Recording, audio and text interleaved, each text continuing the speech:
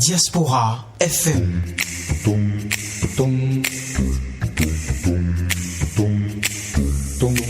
Diaspora FM, en direct de la Fondation Espace Afrique Civre de Glodjibi, c'est le pied. Le point 7. Le point 7. Votre émission de décryptage de l'actualité nationale et internationale sur Diaspora FM 102.3. Ouvrez l'émission, j'ouvre l'émission et j'obtempère aux autres, dont l'un des animateurs, Julien Kitty, qui se signale de fort belle manière aujourd'hui. Bonjour Julien. Bonjour Peggy Ludovic Dagba, bonjour à tous les amis auditeurs de Diaspora FM et salut à mon très cher ami Ishola. Ishola Digui, bonjour. Bonjour Peggy Ludovic Dagba, bonjour à toutes et à tous et un spécial coucou à notre cher ami éminent scribe Julien Kitty. Alors c'est de la condescendance aujourd'hui dans l'émission apparemment. Non, mais pas du tout. Vous savez, des gens, je vous l'ai dit souvent ici, des gens avec qui vous partagez aussi bien des étreintes que des passions intellectuelles, il faut pouvoir le faire ces genres de clin d'œil pour qu'on s'auto-motive, pour pouvoir continuer à faire nos querelles des idées, le commerce des idées pour éclairer la population et en même temps influencer les actions de ceux qui sont dans, pour me répéter, l'action publique. Donc c'est quelque part une famille et il faut que, comme ça se fait au village, les membres de la même famille qui se voient, puissent se taper dans la main, se dire bah, restons ensemble pour tracter notre pays vers le haut. Ce n'est que ça. Je le dis.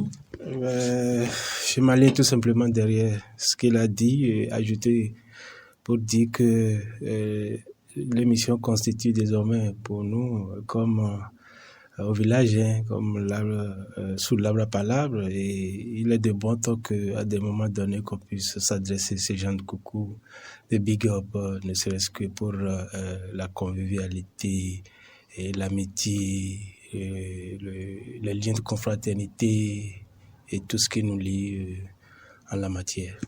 C'est l'occasion quand même, si vous le permettez, d'avoir une pensée pour notre troisième larron. J'ai nommé Vincent Fortuné Assoba qui, depuis quelques jours, semaines on va dire maintenant, se retrouve hors de nos frontières, dans le froid, m'a-t-il dit, pour quelques échanges que nous avons eus. Alors, est-ce que c'est pas le moment pour vous quand même de lui décocher quelques mots?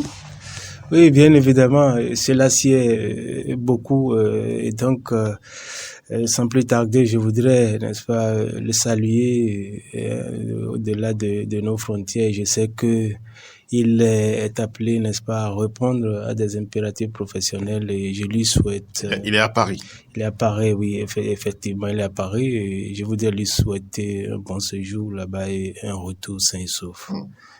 Julien Kitty, il a même souhaité passer en direct dans l'émission la semaine dernière et c'était pour des raisons techniques.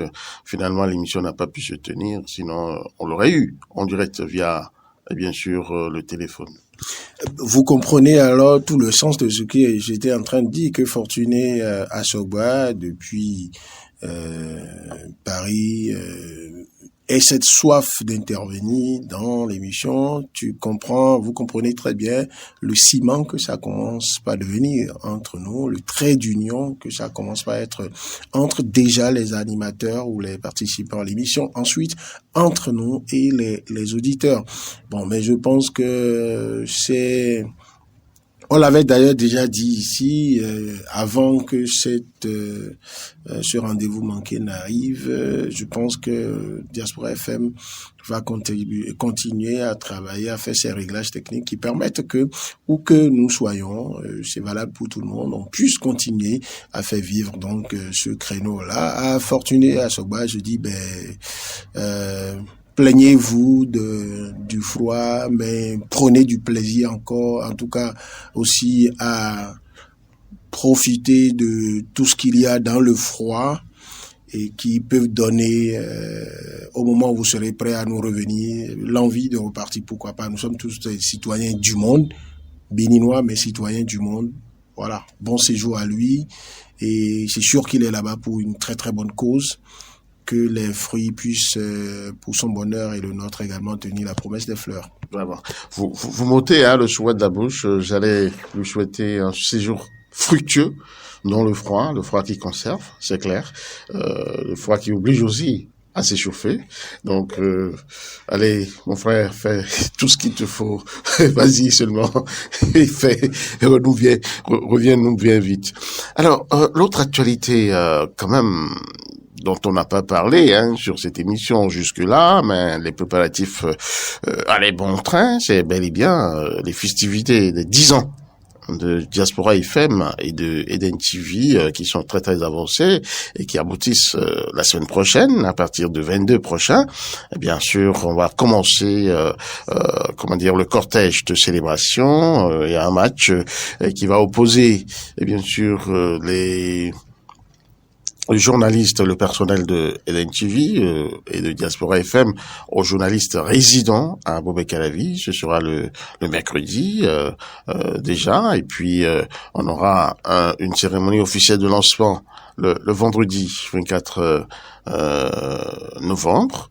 Le 25, ce sera un concert sur le stade municipal de la mairie d'Abomey-Calavi. Et puis le dimanche, on aura une célébration eucharistique aglo dans l'église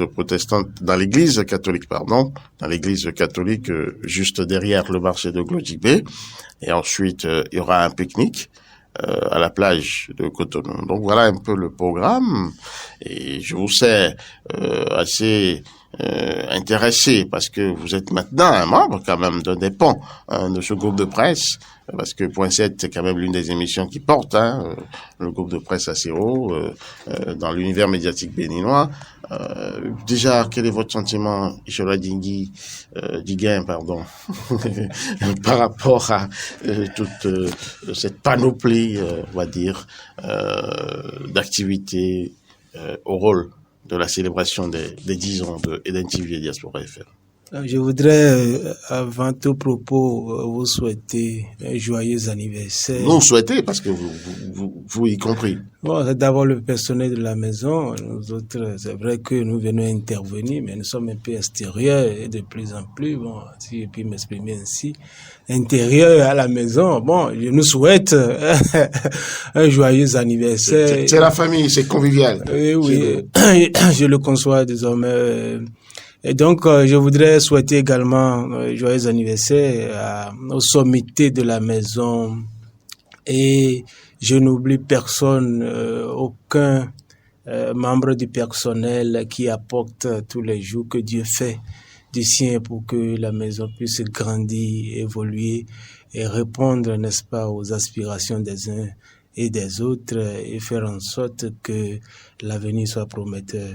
Et donc, encore une fois, je voudrais souhaiter un joyeux anniversaire à toutes et à tous, ainsi que je n'oublie pas les auditeurs, parce que nous sommes tous ensemble, voyons, nous sommes tous embarqués, l'osmose est désormais scellée et il va falloir que nous fassions tous en sorte que cela se solidifie davantage, se renforce, se cimente davantage.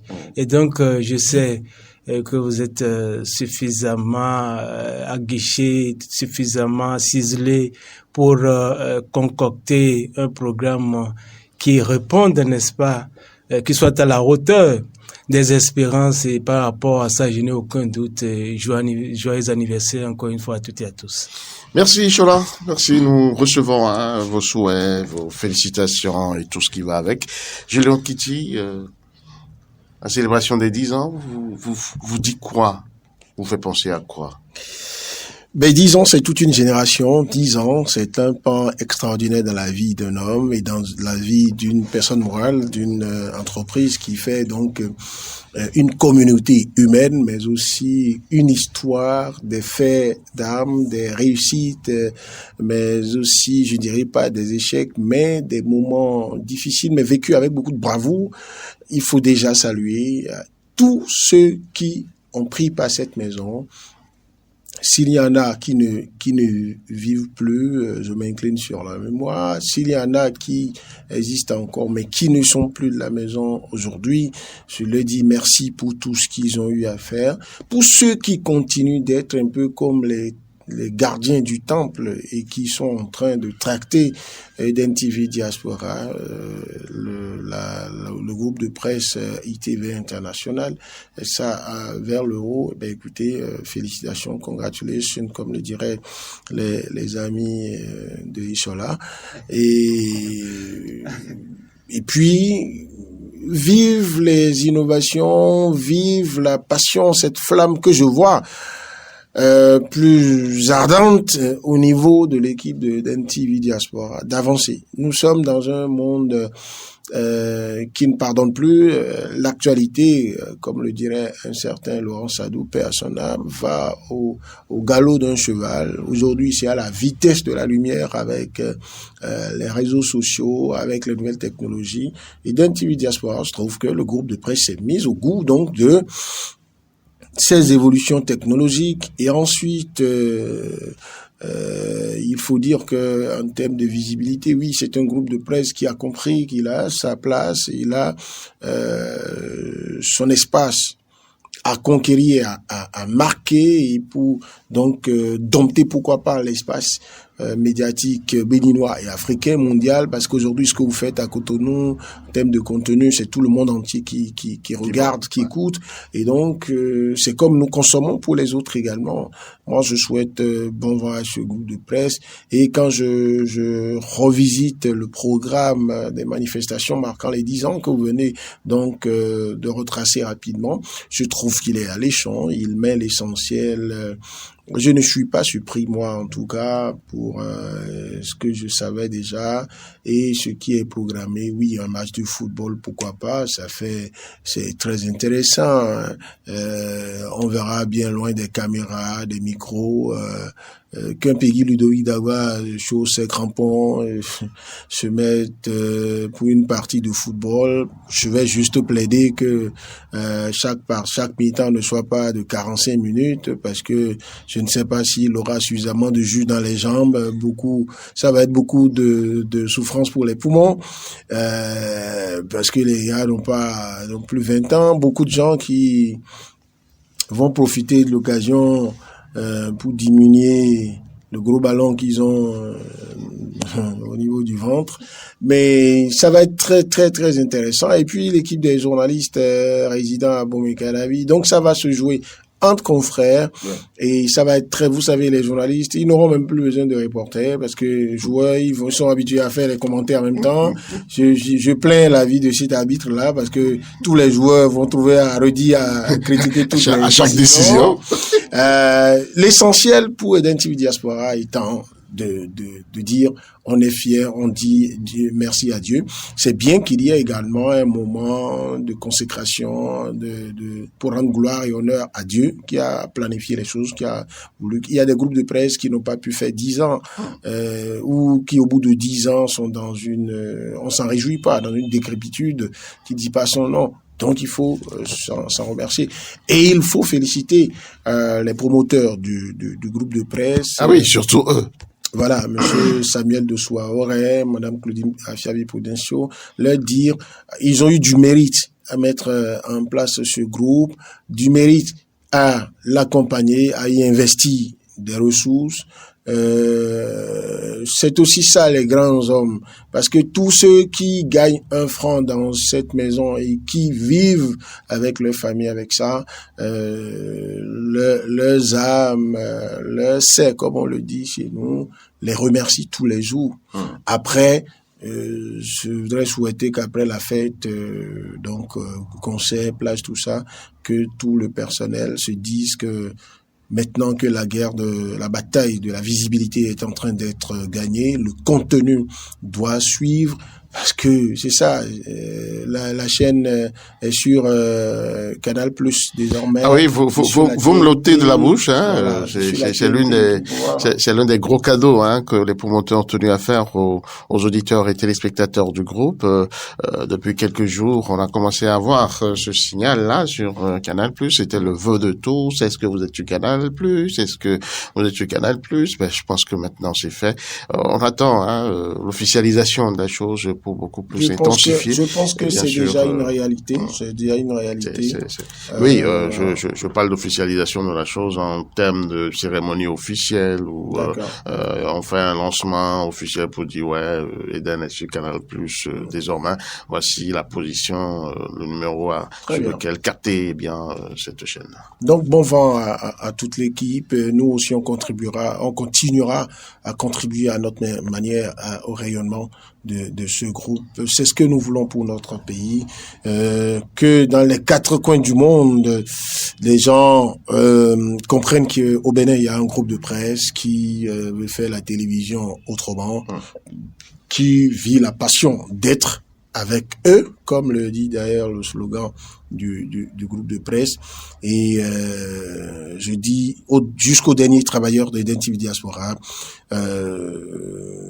il faut, comme le diraient les Ivoiriens, il faut tuer ses propres performances, pousser les limites au maximum, exploser, faites exploser tout le talent qui est en vous.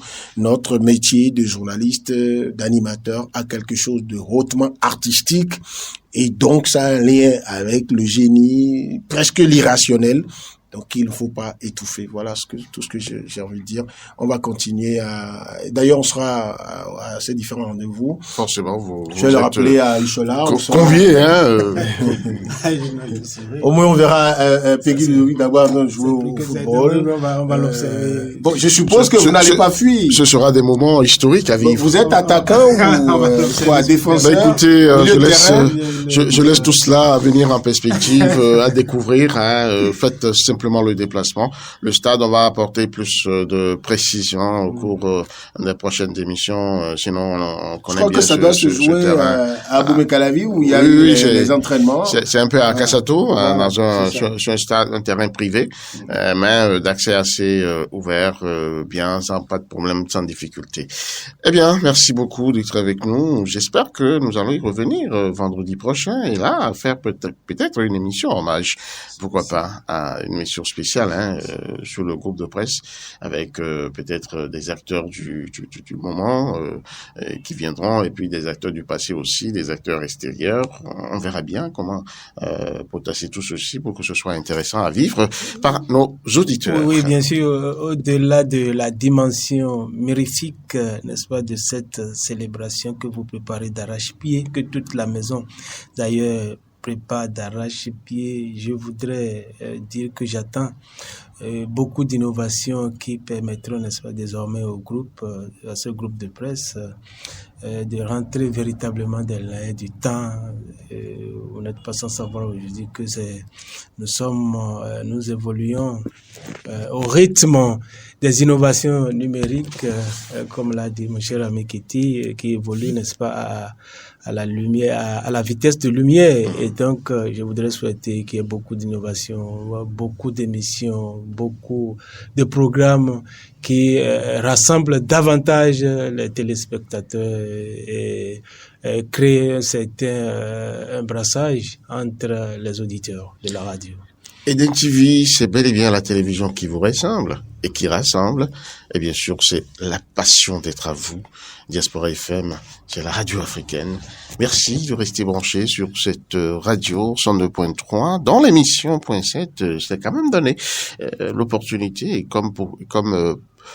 par hasard, voudrais vous aider à mieux comprendre l'actualité qui se passe chez nous et même en dehors de chez nous.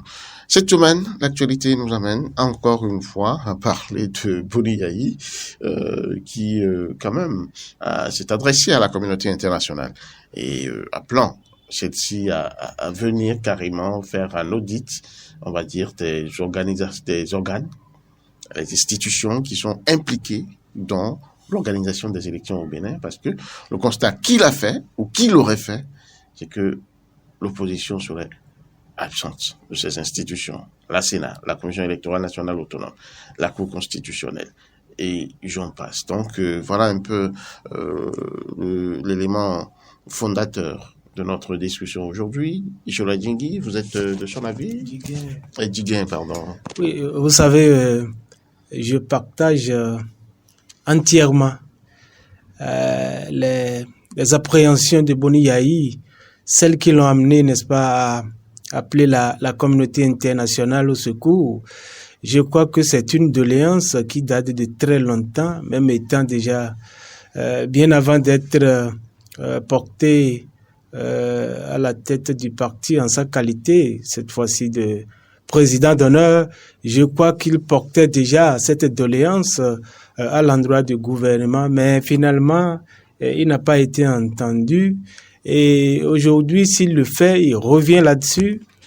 Je crois bien que s'il réitère, n'est-ce pas, cette doléance à l'endroit de la communauté internationale, je crois que Boni Yahi est bien dans ses droits en tant qu'opposant. Et il a, n'est-ce pas, le devoir de faire en sorte que le pays puisse connaître le développement que nous attendons, amorcer véritablement les différents piliers qui pourraient, n'est-ce pas, le conduire sur une piste qui l'amène vers le développement attendu, vers le développement tant désiré. C'est comme j'ai l'habitude de le dire.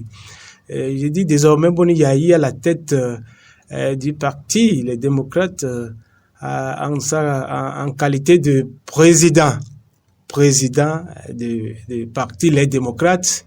Je l'avais dit, ça va changer beaucoup de choses.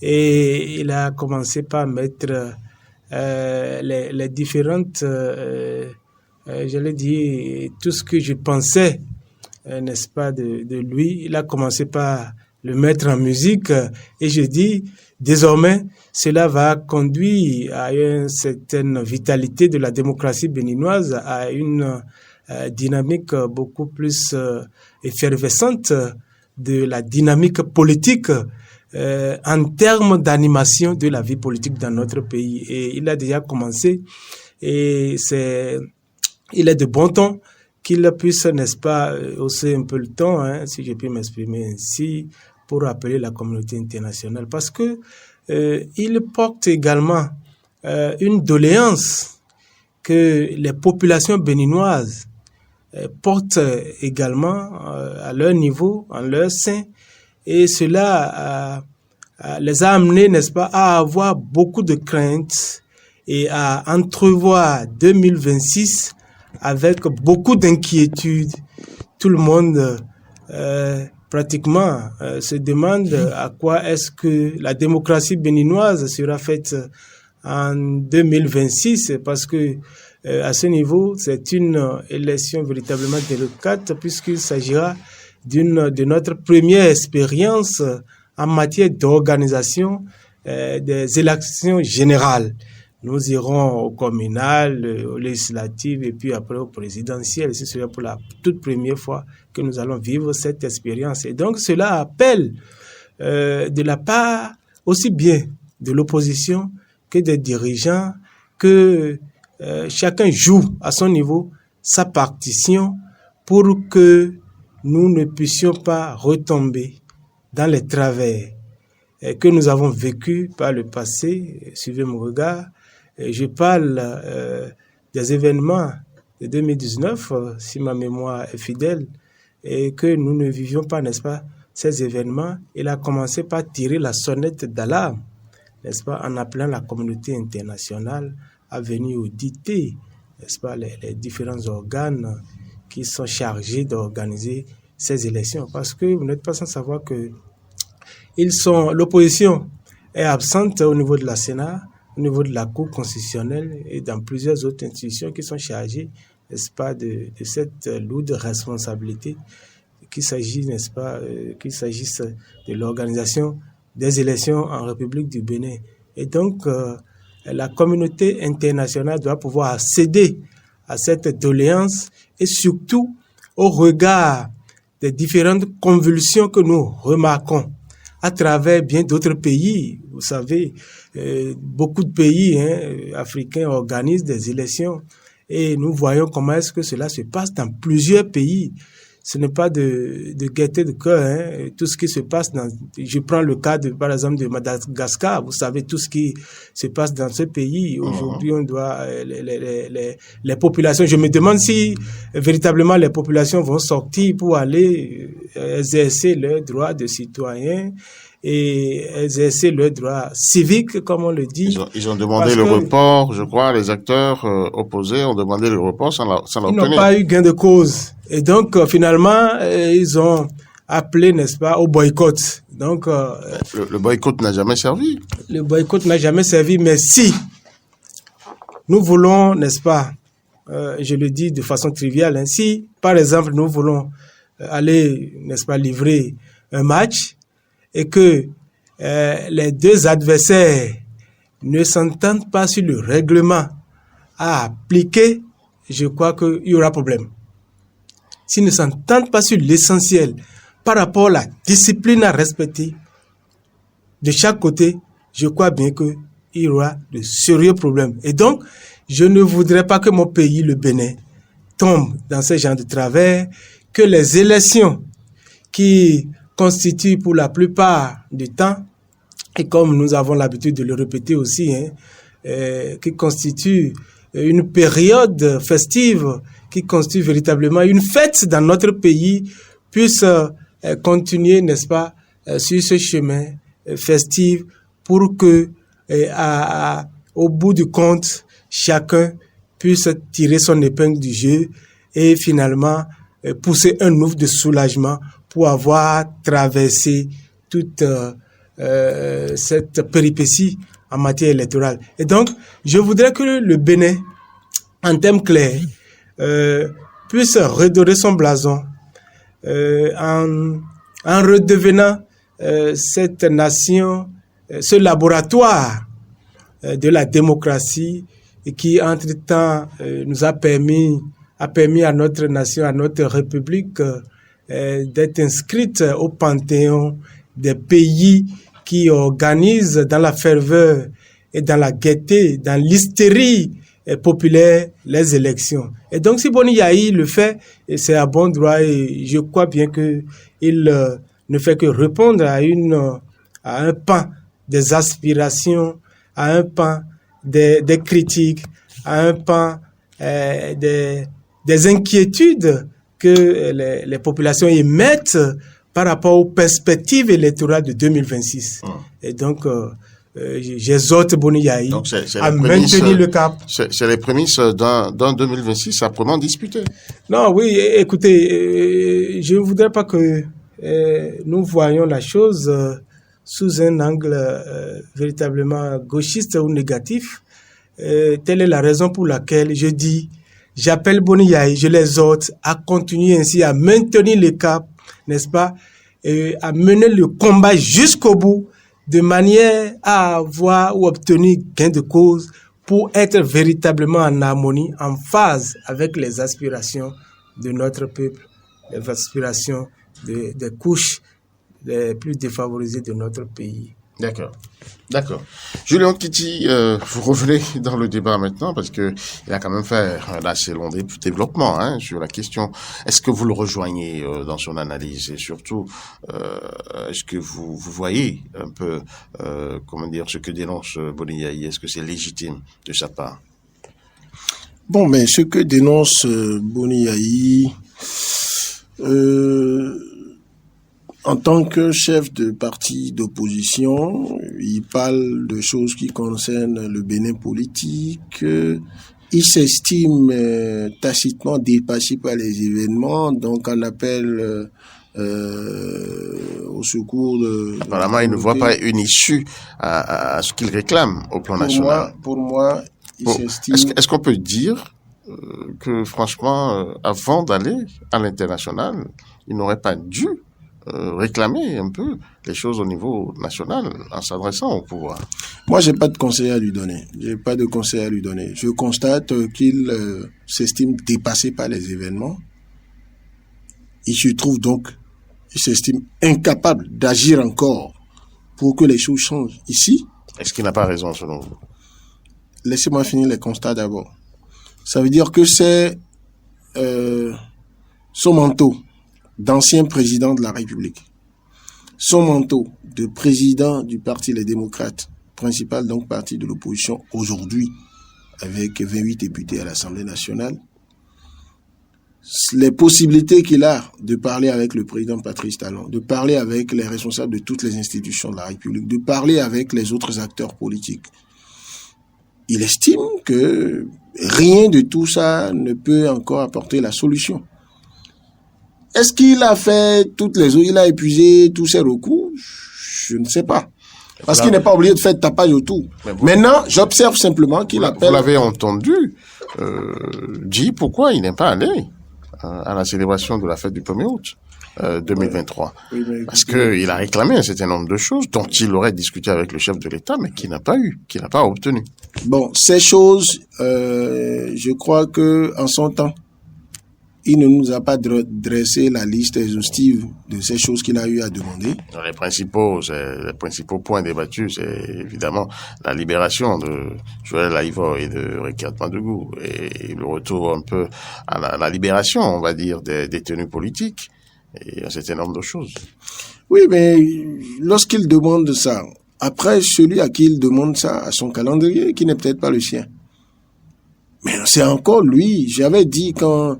avec le président Soglo, les deux avaient boycotté la célébration du 1er août. Je leur ai dit, ça manquait juste d'élégance, mais après, aucune loi de la République ne les oblige à être présents à la célébration du 1er août. Moi, c'est dans mon analyse que j'avais estimé que si un Béninois se lève pour refuser d'aller à la fête nationale, ça veut dire qu'il commet l'erreur de considérer que c'est la fête du président qui est là, alors que c'est la fête nationale. Il laisse la part de souveraineté du pays qu'on lui a remise entre les mains, il laisse ça en jachère. Si notre pays était une société, la part d'action que chacun des citoyens a, quand tu laisses, quelqu'un d'autre va prendre ça sans même payer. Donc, à partir de ce moment-là, maintenant, après, ils ont leur raison. C'est ça qu'il a finalement évoqué. Pour moi, le simple fait d'appeler la communauté internationale expressément pour venir mettre la pression sur le pouvoir de Cotonou afin de faire ce qu'il estime comme étant nécessaire à faire avant les élections de 2026, ça montre que lui, il a fini avec, soit il a déjà, selon lui, épuisé les recours au plan national, soit il ne croit plus en ces recours-là. Par exemple, quand il va jusqu'à indexer la non-représentation de l'opposition dans les institutions, bon, il demande des choses qui, au regard de la loi et au regard de la pratique politique, demandent un bouleversement extraordinaire. Moi, je ne suis pas suffisamment outillé pour savoir comment ça va se faire là maintenant. Parce que il y a des institutions dont les membres ou les instances ne seront pas renouvelées avant 2026. Ces institutions-là, par exemple, dont la désignation des membres a suivi réglementairement les règles qu'il faut, les voies qu'il faut, et ont été validées par les institutions, les instances habilitées à le faire.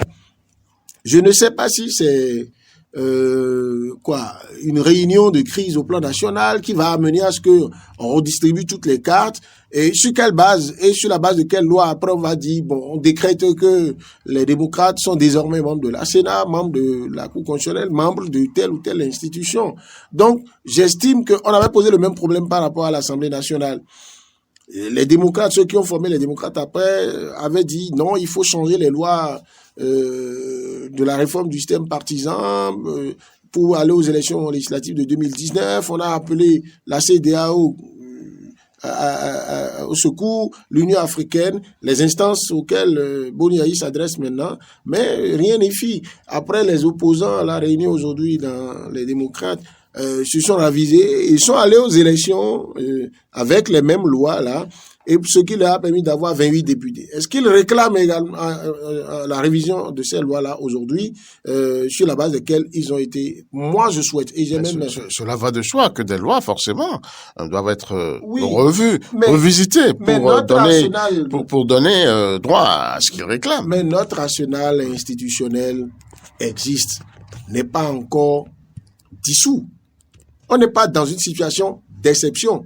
Lorsqu'on veut changer les lois, aujourd'hui, ils ont 28 députés à l'Assemblée nationale.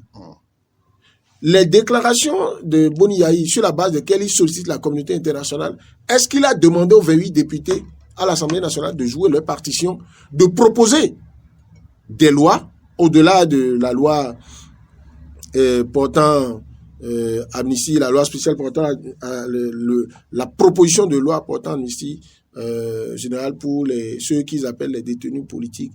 Cette loi-là est programmée là maintenant au rôle de la session. Elle a été l'année dernière. Mais écoutez, non, la loi d'amnistie, non, pas l'année dernière. Non, pas l'année dernière. Ah non, on est en 2026. On est en 2023, pardon. Oui. Donc, cette loi proposée par le groupe le groupe parlementaire, les démocrates, est mise au programme maintenant au rôle de la session qui s'ouvre.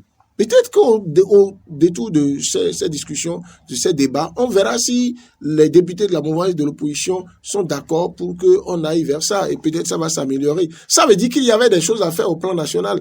Maintenant, si on demande à la CEDEAO d'agir, qu'est-ce que la CEDEAO peut faire aujourd'hui par rapport au Parlement béninois? Leur dit, vous êtes tenus de voter cette loi parce que c'est l'une des voies proposées par son propre parti politique pour que les exilés politiques reviennent, pour que ceux qu'ils considèrent comme les détenus politiques soient libérés. Voilà que il n'y a pas que Patrice Talon qui peut décider de dire on libère Réki Amadougou, on libère Joël Aïvor. C'est vrai, dans l'analyse politique, on dira oui, le pouvoir qui est en place a toujours les possibilités d'influencer, même la justice et tout, mais c'est encore vous et moi, intellectuels et juristes sur les bords, qui allons dire il y a séparation des pouvoirs. Maintenant, il faut peut-être demander au chef de l'État les pouvoirs que la loi lui donne de suggérer à la justice. Donc, que ces gens-là, par exemple, bénéficient de la grâce présidentielle, que ça se fasse. Il y a une loi sur la demande de réduction ou d'annulation de peine. Alors, c'est dans ce pays que ça a été voté. Mais les possibilités que ça offre, qu'on les exploite pour voir si le président de la République qui est là et à qui Boni Yayi avait parlé ne va pas faire. Mais tel que Boni Yayi parle, c'est comme si, il a parlé à son ami Patrice Talon, qui devrait le lendemain se lever et dit dans un claquement de doigts, demander à tout le monde de libérer. Quand vous auriez fini, moi je le souhaite, moi qui suis ici, je vous dis ouvertement, je souhaite que aucun de ceux qui sont en prison là, ceux que vous connaissez là, ne soit. C'est le souhait de tout le monde. Mais je souhaite en même temps que tous ceux qui se retrouvent en prison et dont les peines ou ceux pourquoi ils se sont retrouvés en prison, si on les libère, ça ne va pas désorganiser la société. Je pense que je souhaite qu'ils sortent. Il n'y a pas que Réki Amadougou, il n'y a pas que Joël Aïvor, c'est beaucoup d'autres personnes. J'apprends de plus en plus qu'il y a des étudiants qui sont en prison. Quelqu'un est sorti la dernière fois, on m'a dit qu'il a fait 4 ans en prison. Et après, ce qui handicape sérieusement ces études. Après, il n'a pas été condamné. Après, on lui a dit de sortir comme ça. Bon, alors, donc, je me dis, qu'est-ce qu'on peut faire pour que ces cas soient traités autrement? Si un étudiant ne s'est pas retrouvé dans des groupes de malfaiteurs, le grand banditisme, ou bien des coups contre la sûreté de l'État, des choses du genre, si ce n'est que pour des opinions ou ce n'est que pour des délits, excusez-moi, qu'on peut appeler mineurs, je ne suis pas dans les dossiers, j'ai pas su pourquoi on les a pris, vraiment qu'on puisse voir que ces étudiants, ces élèves, c'est un avenir qui est en jeu et que la justice puisse savoir comment régler. Donc Boni Yayi, seul sait pourquoi il a préféré alerter la communauté internationale. Alors pourquoi vous le dites? Pourquoi vous dites ça? Mais je dis, lui seul sait. Vous avez quand même des cas qui ont montré quand même qu'il a tenté des recours au plan national, qu'il n'a pas obtenu. Je viens de vous dire, sur par exemple la libération de ceux qu'il appelle les détenus politiques et les exilés. Quelle est la voie que la proposition que le Parti des démocrates fait pour en arriver là? C'est la loi sur l'amnistie. La loi est programmée, n'est pas encore étudiée. Et lui, il va appeler c'est pas sur la même matière. Ah, mais écoutez, si vous avez pour objectif, vous sollicitez la communauté internationale pour que on fasse pression, c'est vous-même qui m'avez dit que son objectif à lui, parmi les choses qu'il a eu à demander au président Patrice Talon, c'est d'œuvrer pour qu'il n'a pas obtenu. Mais attends, pourquoi c'est lui qui demande et c'est lui qui fixe en même temps le délai dans lequel ça doit se faire? Il n'a fixé aucun délai. Il Mais a attendu. c'est justement il estime qu'il a attendu suffisamment pour obtenir ce qu'il veut. Non, j'ai c'est vraiment l'impression... cela devrait être.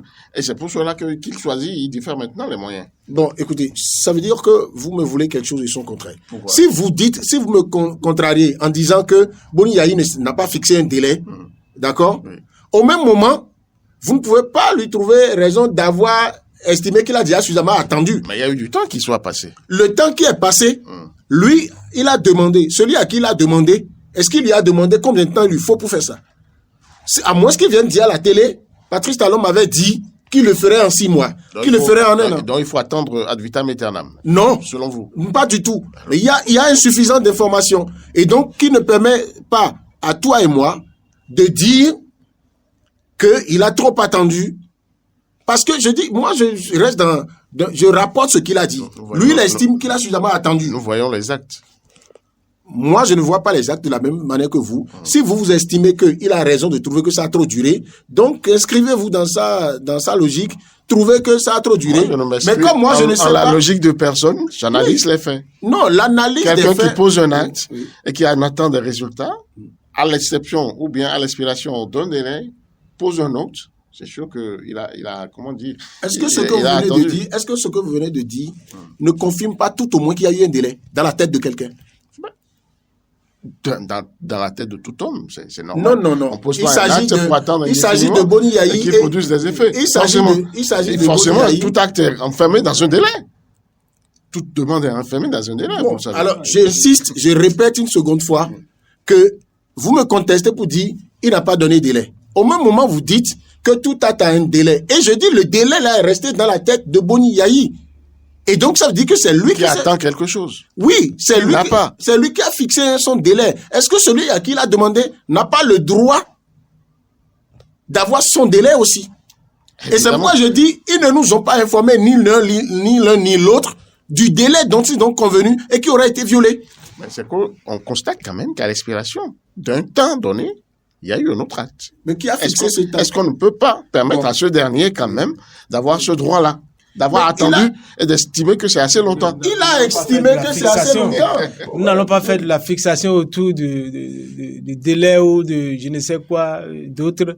Mais il faut dire une chose. Il n'y a pas besoin de faire de l'incantation autour de cette affaire.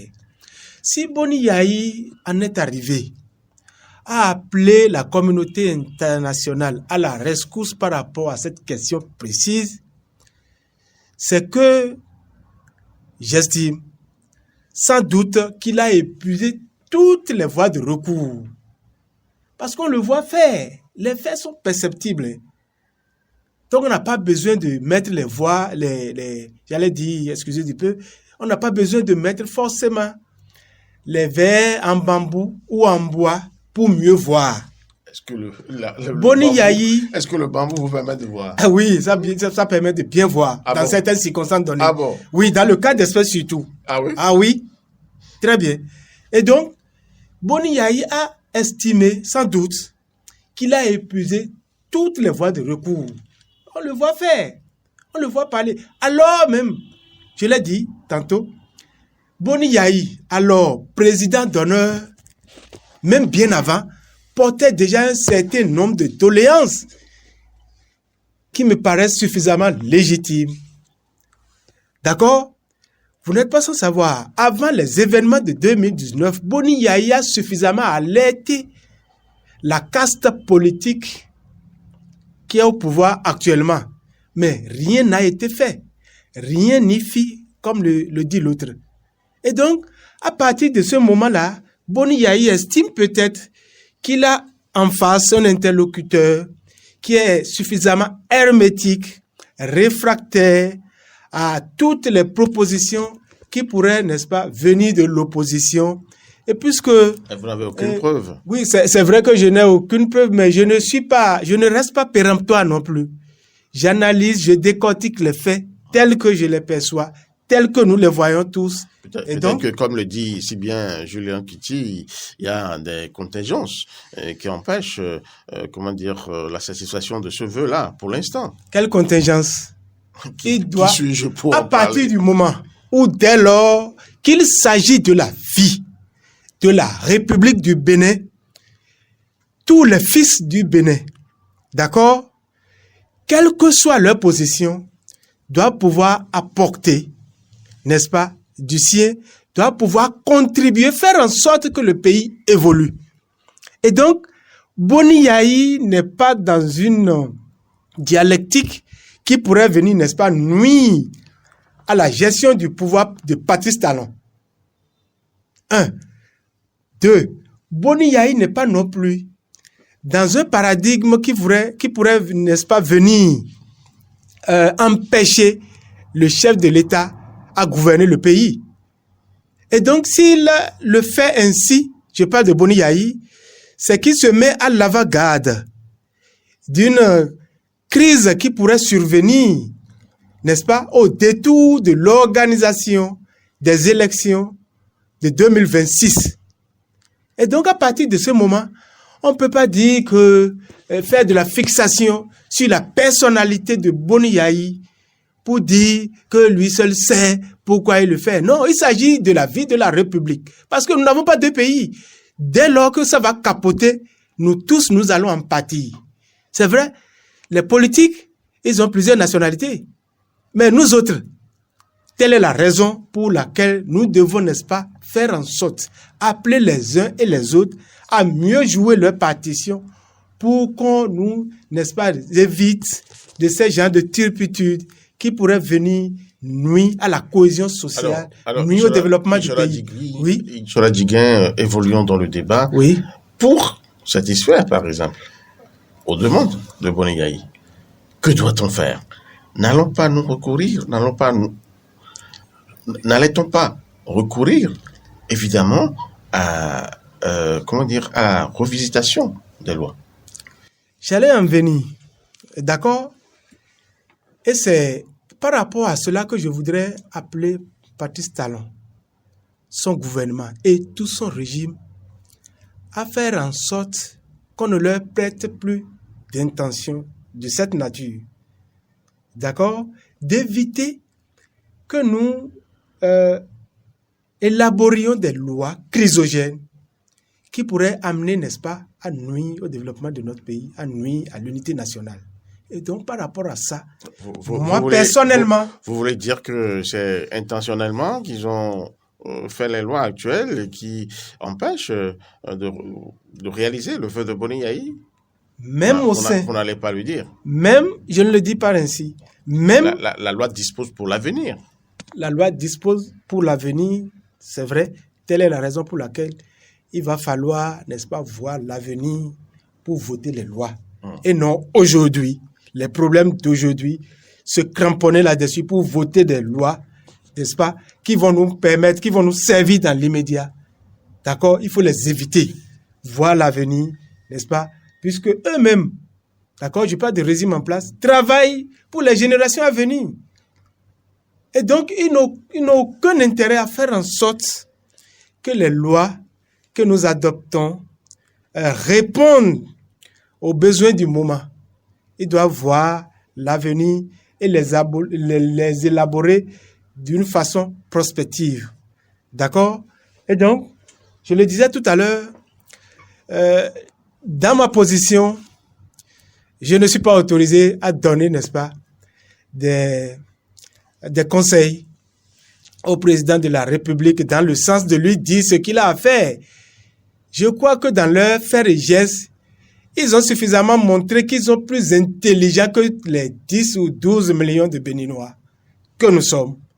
Et donc, dès lors, ils sont censés, n'est-ce pas, avoir les formules qu'il faut pour répondre aux aspirations des populations à travers les différentes doléances que porte Boni Yayi. Oui, mais vous n'avez pas répondu à ma question, oui. Jola Diguin. Comment faire, par exemple, pour intégrer l'opposition aujourd'hui à la Sénat? La Sénat est une institution constitutionnalisée aujourd'hui, ou c'est une institution permanente. Elle a deux organes. Il y a l'organe politique et l'organe d'organisation, qui est la DGE, la Direction Générale des Élections. Mais nous avons Comment faire, par exemple, pour que l'opposition puisse s'intégrer? Alors que, à contrario, le porte-parole du gouvernement, Wilfried Ndoumbedji, a dit que Boni Yayi n'est pas en train de dire la vérité parce que un membre de FCBE siège à la Sénat, à la Commission électorale nationale autonome. Et vous pensez que le membre de FCBE est un opposant? Mais on ne peut pas lui faire confiance à partir du moment où ils ont trahi. Pourquoi? Je ne voudrais pas rentrer dans les détails, mais je sais qu'ils ont trahi. Et cela a amené Boni Yayi à créer un autre parti aujourd'hui. Mais c'est cela. Mais vous refusez qu'on fasse de l'affichage. Pourquoi vous pensez que Boni Yayi est le centre de la politique? Donc, pour peu que Boni Yayi... Non, c'est bon. C'est Boni Yayi. Non, si vous dites que la FCBE... Les démocrates... Moi, je ne les défends pas. Mais si vous dites que vous affirmez que les FCBE ont trahi, vous ne pouvez pas refuser de dire pourquoi vous pensez qu'ils ont trahi. Deuxième chose, ce n'est pas parce que Boni Yayi a estimé que ils ne répondent plus à ces aspirations et qu'ils partent créer un autre parti, que cela signifie qu'ils ont trahi. Cela ne signifie pas qu'ils ne sont plus partis d'opposition, parce que dans notre pays, en l'état actuel de la législation dans notre pays, pour dire se déclarer parti de l'opposition, si le chef du parti FCBE est allé jusqu'à exercer les fonctions de chef de file de l'opposition, quel est l'élément que nous avons aujourd'hui si nous ne démontrons pas qu'il a eu des comportements qui montrent qu'il n'est plus opposant? Quel est l'élément qui nous permet de déclarer qu'il n'est plus opposant alors qu'il se dit, il déclare qu'il continue d'être opposant? Ça veut dire que autant M. Onkpe ne peut pas dénier à Boni Yayi le titre d'opposant, autant Boni Yayi, aucune loi de la République ne lui permet de dire que Onkpe n'est pas opposant. Et le gouvernement et les partis de la mouvance présidentielle ne peuvent pas, parce que Boni Yayi dit que Onkpe a trahi, considérer que Onkpe avec FCBE, leur représentant à la Sénat n'est pas représentant de la mouvance opposante, si ça se dit. Donc, c'est ça le problème. Et c'est en cela que, ne pensez pas que je suis contre votre avis, mais il y a ce que les lois permettent, les moyens que les lois donnent pour déclarer que vous avez tel statut. Et il y a la réalité qu'on observe tous les jours, qui peuvent amener des analyses comme nous, à nous permettre de dire, est-ce que, au regard de tel fait, est-ce que celui-là est vraiment opposant? Mais si nous ne sortons pas ces faits, je trouve que c'est dangereux que nous affirmions que quelqu'un a trahi son statut qu'il réclame d'être opposant. Les auditeurs ne nous comprendront pas. Et FCBE est un parti, jusqu'à l'heure où nous parlons, suivant la loi, suivant les déclarations officiels de ces membres, partis d'opposition. Les actes. Vous avez d'autres partis, comme MPL, qui vous disent, nous sommes d'opposition. Si un jour vous voulez leur dire, ils ne sont pas opposants, vous êtes obligé de leur opposer des faits. Des faits irréfutables. C'est clair. Parce que d'autres aussi, les gens de FCB, j'entends parmi eux, dire, ces démocrates, vous croyez être opposants, ils ne le sont pas. Vous avez entendu Candide Azanaï dire que les démocrates sont un parti en train de servir talon. Non, mais vous choisissez c'est sérieux ce que nous disons ici. Il s'agit de la vie de la République. Ben donc quand Yayi Boni le dit, c'est sérieux. Quand c'est les autres qui le disent, c'est pas sérieux. La République. Et donc, de n'importe quel que ce soit opposant ou mouvancier, nous avons... Que répondez-vous à cette affirmation du porte-parole du gouvernement? Écoutez. Un opposant est à la Sénat. Et ceci bat en brèche la réclamation de Boni Yayi. Cela n'engage que lui. Pourquoi? Il joue un rôle donné. Un rôle que tout le monde connaît. Donc, je n'ai pas à me cramponner. Est-ce vrai ou pas? Me cramponner est-ce qu'il ment? Sur sa chanson, la ritournelle. Est-ce qu'il ment? Qu'il joue sur son disque rayé tous les jours que Dieu fait. Si vous rentrez aujourd'hui... Est-ce que ce n'est pas vrai ce qu'il dit? Non. Soyons sérieux. Oui. Si vous rentrez, vous vous amusez un peu, n'est-ce pas, à faire un petit sondage, vous allez vous en percevoir par vous-même que nullement les populations ne considèrent FCBE comme état de l'opposition.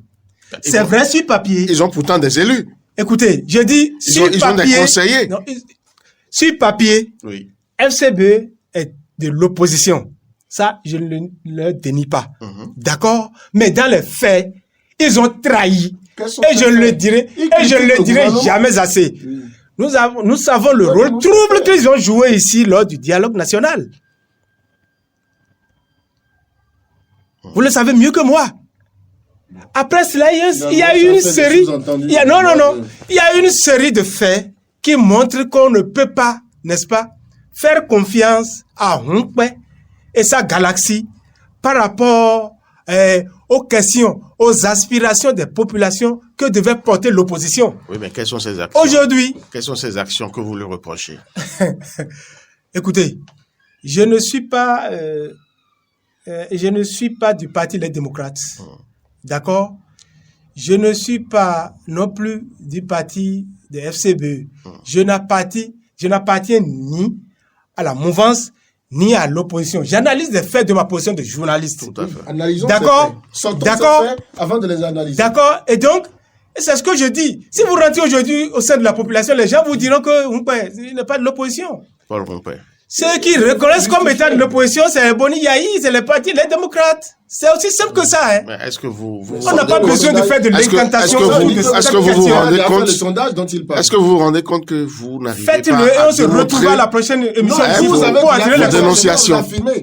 Non, écoutez, nous sommes au sein de la population. Oui. Nous sommes au sein des citoyens. Oui. Et d'accord, nous sommes au sein, Mais n'est-ce quand pas? vous dites qu'il a trahi, que les FCBE ont trahi, quel est l'élément qui vous permet de le dire? Mais vous êtes aussi journaliste comme moi. Vous avez suivi tout le discours qu'il y a eu. Et vous savez très bien que les faits sont sacrés. Les faits sont sacrés, d'accord. D'accord, je le dis. Le commentaire est libre, mais les faits sont sacrés. Quels sont ces faits-là qui vous conduisent à dire efficacement, ici, qu'ils ont trahi la FCBE? Vous n'êtes pas sans savoir les passes d'âme qu'il y a eu entre les partis, n'est-ce pas, les démocrates et les FCBE. Vous savez tout le tintamarre qu'il y a eu entre eux. Ils se sont jetés, n'est-ce pas, la pierre ici. Et les autres ont dit que c'est Hunkwe qui les a amenés, n'est-ce pas, son comportement qui les a amenés à créer le parti Les Démocrates. Ça peut arriver que deux frères ne s'entendent pas. Mais ici, dans le cas, comment est-ce que Hunkwe s'est arrangé pour se retrouver de l'autre côté? Et aujourd'hui, pour qu'on s'en prévale, le porte-parole du gouvernement s'en prévale pour dire que c'est vrai, l'opposition est représentée. Lui, c'est pas son problème. Est-ce que l'opposition est au sein de la Sénat? Oui, parce qu'il y a un membre de la FCBE et il ne faut pas oublier que ce sont les FCBE qui existaient et qui représentaient l'opposition en ce moment, selon leur déclaration. Ici, il s'agit d'une question de confiance. D'accord? Et je vous l'ai dit, je ne le dirai jamais assez. Lorsque vous questionnez, n'est-ce pas, un peu les populations aujourd'hui, mais écoutez, elles ne considèrent pas FCBE comme étant de l'opposition. À un moment donné, eux-mêmes, ils ont dit qu'ils sont de l'opposition constructive. Mais on a vu tout le rôle. Elles n'ont jamais déclaré qu'elles ont quitté l'opposition. Là-bas, c'est l'opposition constructive et ici, c'est l'opposition radicale. Est-ce que vous avez un acte qui quitte l'opposition? Je dis, là-bas, c'est l'opposition constructive. Ils l'ont même dit. C'est quoi leur péché? Ils l'ont dit. Moi, je ne parle pas de péché. Je leur concède. Mais ici, dans les faits, ils n'inspirent pas confiance. D'accord? Et si vous, aujourd'hui, vous vous amenez à faire un petit sondage, mais comment? Écoutez. Est-ce que vous en avez fait, vous? Je l'ai fait. Je suis au sein de la population. Où sont les résultats? Je suis au sein de la population. Je ne suis pas un institut de sondage. D'accord? Je suis au sein de la population. Je ne fais que remonter le ressenti. Donc, on ne peut pas faire foi à vos déclarations. Mais faites-le. Amusez-vous à le faire un peu. Et puis, à la prochaine émission, on se retrouvera pour tirer les conclusions. C'est aussi clair. Encore faudrait-il disposer de tous les outils pour pouvoir le faire de manière efficace. C'est clair. Julien Kitty, nous arrivons au bout de cette émission en guise de conclusion. Bon, j'observe que pendant longtemps, et dans vos questions de relance que je soutiens à 2000%, mon vis-à-vis n'a pu vous sortir les faits qui devraient être sacrés pour dénier au FCBE ou à la FCBE le droit de dire nous sommes partis de l'opposition. J'ajoute que le gouvernement dont le porte-parole a parlé et la mouvance présidentielle n'ont pas prérogative pour décréter qui est opposant, qui ne l'est pas. C'est au regard de la loi qu'ils sont autorisés à dire tel est opposant, tel n'est pas opposant. La loi permet même va jusqu'à demander à ce que celui qui veut être opposant fasse sa déclaration officielle d'appartenance à l'opposition. Donc, il y a un aspect volonté personnelle de dire. Donc, FCB, jusqu'à preuve du contraire, a dit ça. La trahison dont on parle, mais c'est entre Paul Nkwe et Yayi Boni. Les deux, aucun des deux, et même les deux ensemble, ne tiennent toute la classe politique. On ne peut pas ériger la déclaration de Boni Yayi, ni la déclaration de Nkwe en imposition morale à toute une nation. Maintenant, si la population, nous voulons l'écouter, dans un système de représentation, nous sommes dans un régime de représentation. Si nous voulons aller faire la consultation directe des populations, le seul moyen dont nous disposons jusqu'à aujourd'hui, le plus crédible, c'est les élections. Où vous avez le taux de participation, où vous avez les suffrages accordés à tel camp, qui vous permet de dire, oui, les populations se penchent beaucoup plus pour l'opposition. Je ne sais pas si les démocrates et les démocrates et les FCBE ont déjà pris part à une élection depuis la naissance des démocrates, les élections législatives passées. J'observe que, par exemple, les démocrates ont eu 28 députés, partis d'opposition, pendant que la FCBE n'a pas eu de députés, mais a des maires. La seule conclusion que je peux tirer sur cette base, c'est que la population qui se retrouve, qui se sent à l'aise avec l'opposition au régime en place, penche beaucoup plus, en tout cas ceux qui ont l'âge de voter, ont penché beaucoup plus pour les démocrates que pour les FCBE. Parce que les FCBE n'ont pas eu 0 voix. À partir de ce moment, rien ne me permet de dire que le FCBE n'est pas de l'opposition. Mais d'office, les démocrates sont devenus partis d'opposition plus grands, plus adulés que FCBE. Et c'est pourquoi ils ont... Merci beaucoup. Non, mais il y a de confiance. Merci beaucoup. C'est fini. Ça veut dire qu'il y a problème. C'est fini pour aujourd'hui. Non, Merci c'est d'avoir Mais été la avec nous. confiance des populations. Non, À vendredi prochain. Le point 7. Le point 7. Votre émission de décryptage de l'actualité nationale et internationale sur Diaspora FM 102.3. Diaspora FM.